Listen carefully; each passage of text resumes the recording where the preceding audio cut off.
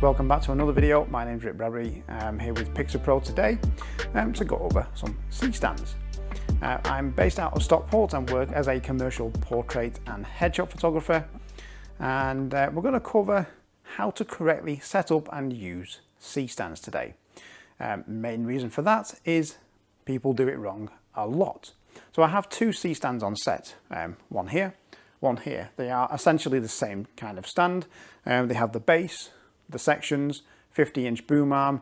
This one doesn't have a knuckle on top, it does come with a knuckle supplied, and this one has the knuckle fitted with a extra baby pin there, which is holding the 1200 Pro head.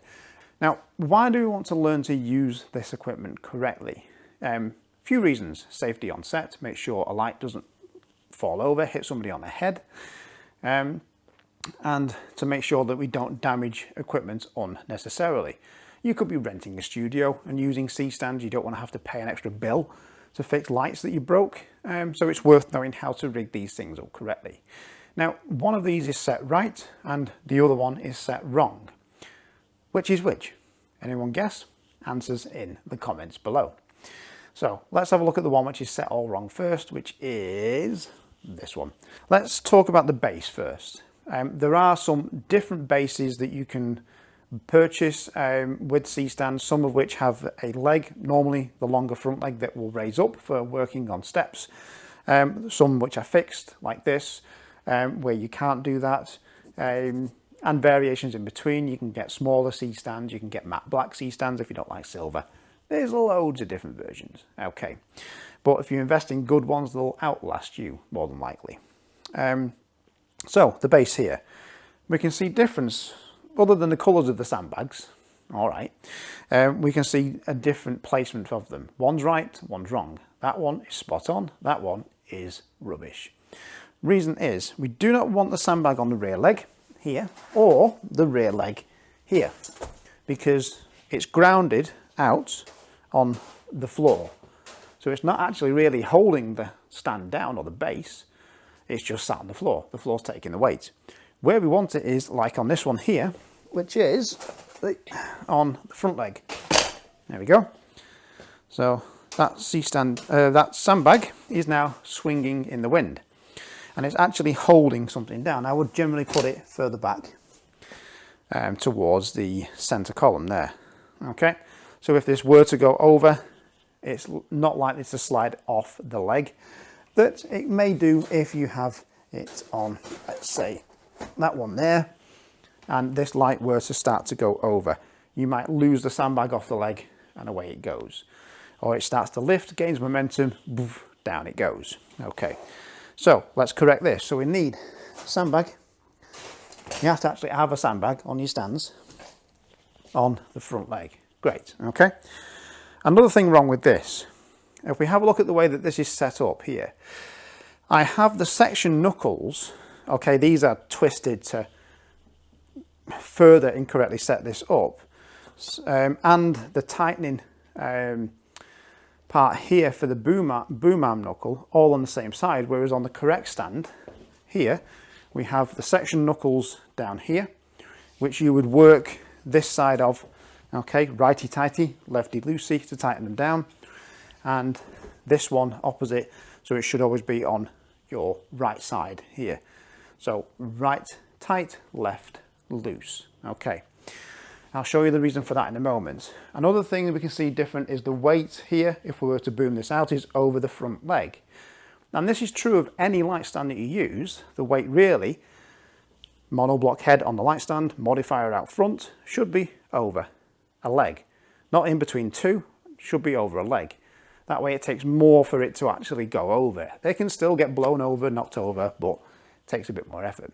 Okay, now this one being set up in between here, if enough of a knock, it's got no leg there to stop it from going over once it gets to tipping point. If you boom this out, you've got greater leverage, heavier modifier on, that's it, down it goes, crashes down on someone's head, onto your food set that you've just spent 3 hours with a food stylist prepping. All kinds of things can go wrong. So we don't want that. We want the weight over the front. Now, the bigger problem for me really with how this one's set up, if I just undo this section here, is that if I were to boom this out, okay, so send this boom out, I always keep hold of one end of the boom so I can control the weight of it. All right. If it's a very, very, very heavy setup, I may ask for an assistant to help.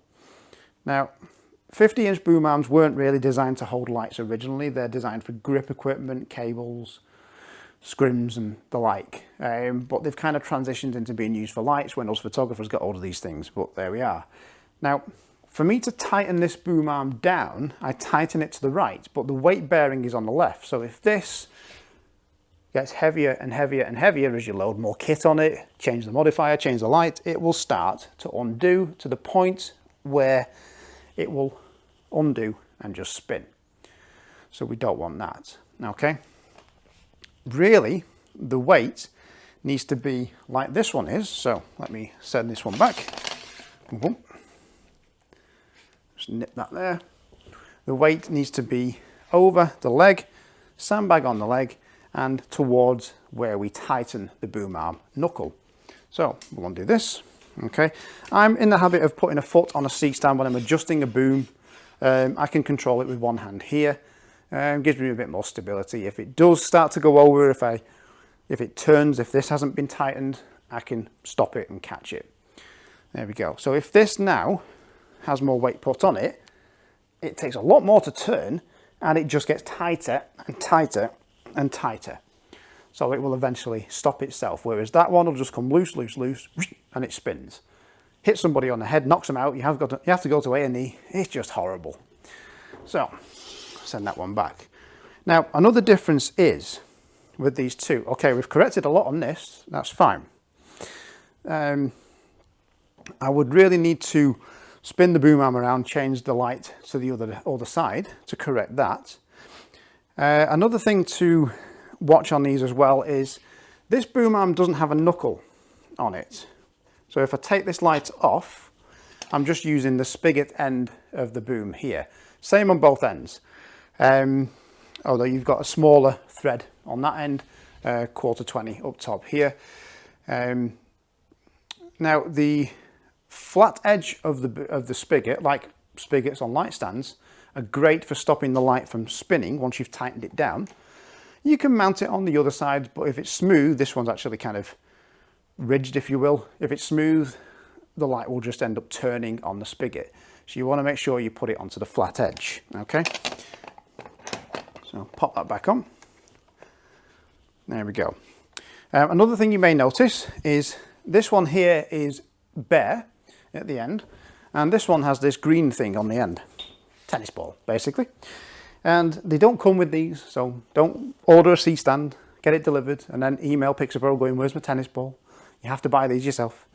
But the reason for the tennis ball is, if we send this boom out, imagine this flown over set.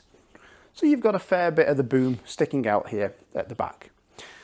And you've got a food stylist coming in and making adjustments. You've got an assistant walking around. You may have art directors. And you've got this pointy end at around eye level potentially. This saves eyeballs. And I learnt this from a friend of mine, Scott, who's a commercial food photographer down in Leicester. And it saved my eyeballs many a times. So all of my C-stand boom arms have a tennis ball on. You can, added tip for you, use tennis balls on normal stands, on the feet of them, if you're going into somewhere that has, let's say, a nice floor you don't want to scratch. So tennis balls are good for that as well. So I'll send that back. A couple of other tips for you in terms of using C-stands.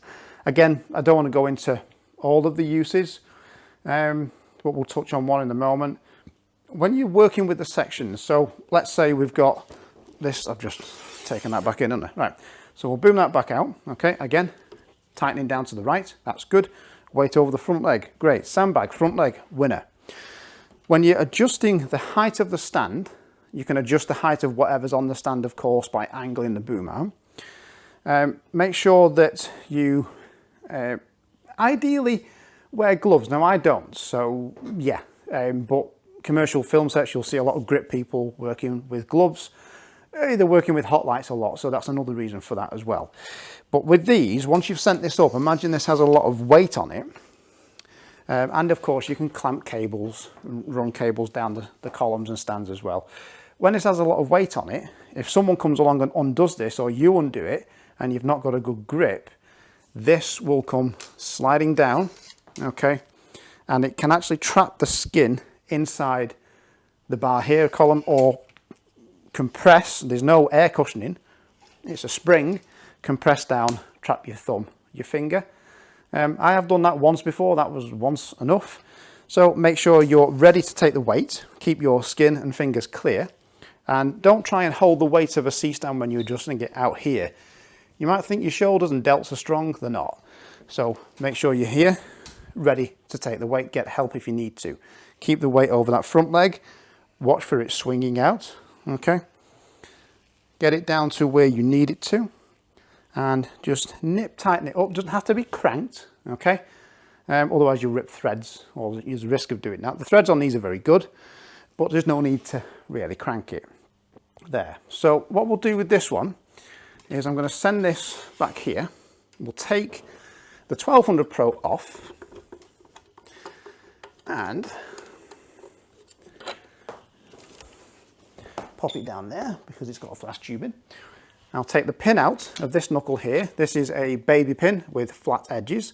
I've got some with round edges. They suck because flat edges are much better. There we go. And we will grab a frame and flag kit. These are from PiXAPRO as well. There's a folding version which looks very, very nice. I'll have a look at that soon. And this can be rigged up to be negative fill, silver bounce, white bounce, diffusion. You can hang anything within the frame of it that you wish to for a cookie effect, gobo, you name it. But the knuckle can also be used to hold. Okay, where are we? Let's go for that one there. So it takes a little bit of wiggling to go in. There we go. So it will hold the frame. You probably can't see me now. And then this can be positioned as a reflector, however you need it, and the knuckle itself, okay, will hold that in place, no problem. The knuckles actually have various hole sizes, so for baby pins, for these kind of frames and flags, it's a larger for holding larger frames. There's other versions of grip knuckles as well. There's a whole host of grip equipment around these.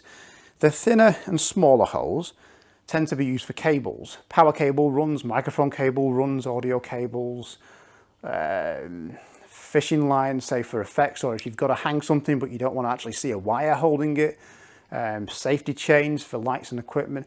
There's a whole load of things that can be rigged with these. So we may, let me pop that down there, do another video on that if anyone's interested. So a couple of things just to summarize. Make sure that sandbag is on the front leg, okay? Boom arm is booming out, weight over the front leg, tightening down to the right, okay? You don't have to use a knuckle, but make sure you tighten whatever you're putting onto the flat end of the spigot. Get yourself some tennis balls, okay? Be careful. Cut a slit with a knife and it'll just pop on the end there and protect eyeballs. Even down to, say if you're rigging something else down here and boof, you come up, you don't want to hit your head on a pointy end. That's just going to suck. So they're a huge help as well. Careful when you're undoing these things. Okay, be ready to take the weight. Get help if you need. And just make sure it's used and rigged correctly. Don't overweight these stands. Remember, these weren't designed really to hold 50-inch boom arm, 1200 watt monoblock, 70 centimeter beauty dish. Like, you need a heavy duty boom arm, an actual full boom stand for that ideally. So there are limitations even to these stands. Okay, make sure you're using the equipment safely. Okay, any questions at all, hit me in the comments below. If you'd like to see more on C-stands on their usage, say within a shoot scenario, for example, let me know. I'll pitch it to PiXAPRO, we'll see what they say. But make sure you stay safe on set. Watch out where you're running cables. You can tie cables with these clips, power cables, so they're out of the way. Gaff tape cables to the floor. Run cables along the booms. Just make sure your set's safe for you, your team, and of course your clients as well. Right, thank you very much for watching. Let's get all this lot put away. I've made a mess again. Oh well.